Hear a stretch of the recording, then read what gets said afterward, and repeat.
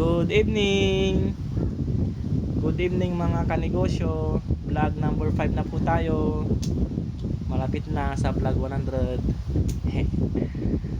Negosyong nagpapautang ng may interes. Okay po ba ito? Ito po yung itatopic natin ngayon. Pero disclaimer lang po, wala po akong pinatatamaan sa mga vlogs ko or yung mga sasabihin ko po ay sa palagay ko lamang po ay tama.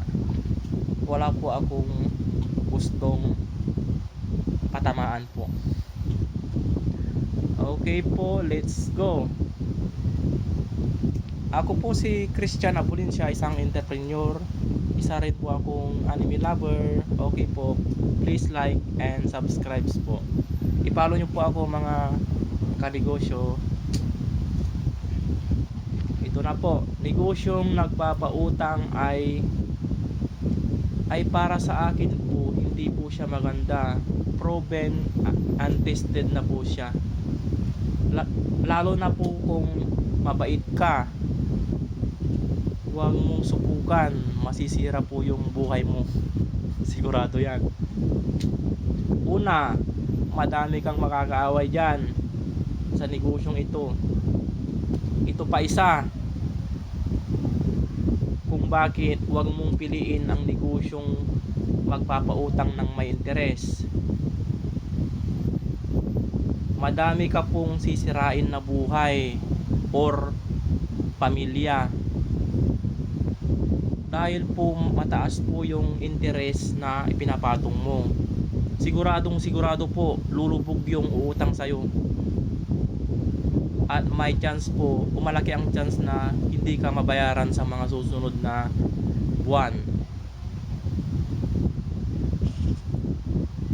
Lalo na kung mahirap lang din siya, ay sus Ginoo, maawa ka na lang sa kanya. Madami pa naman pong ibang negosyo. Kung sa akin lang po, wag na lang po yung magpautang. Marami pong way para kumita ng marami rin na pera. Naniniwala po ako na ang goal ng mga malulupit na negosyante ay makatulong po sa mga nakararami. Sila ay mabuting inspirasyon sa mga tao. Piliin po nating makatulong sa mabuting paraan. Yan lamang po sa ngayon. Maraming salamat po kanegosyo. I love you all po. God bless. Number 5 na po tayo. Bye po.